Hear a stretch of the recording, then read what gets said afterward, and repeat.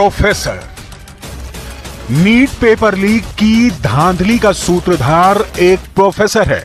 उसका पता झारखंड का हजारीबाग है, जिसने मशहूर वेब सीरीज मनी हीस्ट के प्रोफेसर की तर्ज पर पेपर लीक का कुचक्र रचा।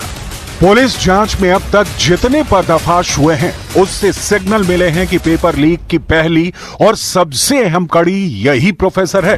बाकी सब के सब प्रोफेसर के शातिर स्टूडेंट, जिसमें बिहार एपिसोड का सरगना है संजीव मुखिया।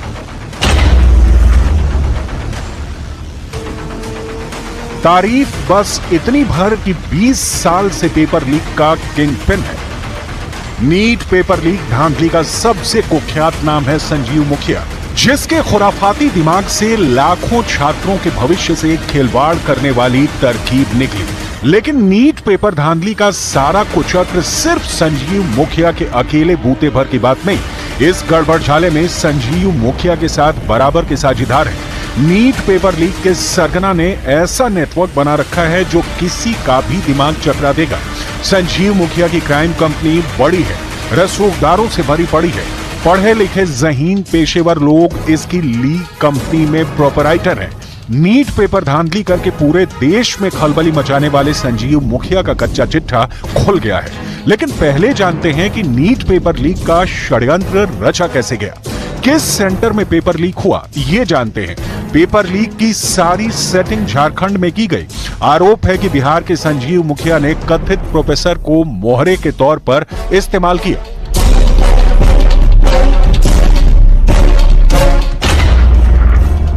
देखिए, सबसे पहले झारखंड के हजारीबाग के एक सेंटर से पेपर लीक हुआ और ये पेपर पहुंचा एक कथित प्रोफेसर के पास।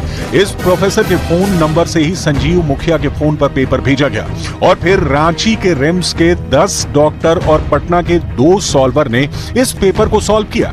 यानी कि पूरी टीम ने प्रश्न पत्र को देखकर उसका आंसर तैयार किया और फिर जब आंसर तैयार हो गया तो संजीव मुखिया ने आंसर और प्रश्न पत्र को चिंटू को उसके फोन पर भेजा।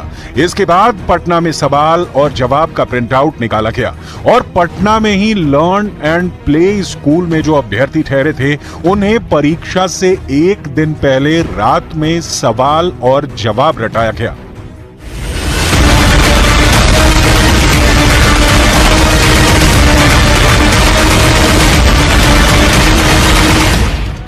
नीट पेपर लीक होकर बिहार में ऐसे पहुंचा, लेकिन देश के बाकी सेंटर पर इन्हें कैसे लीक किया गया, किसने करवाया, अब इसे देखिए।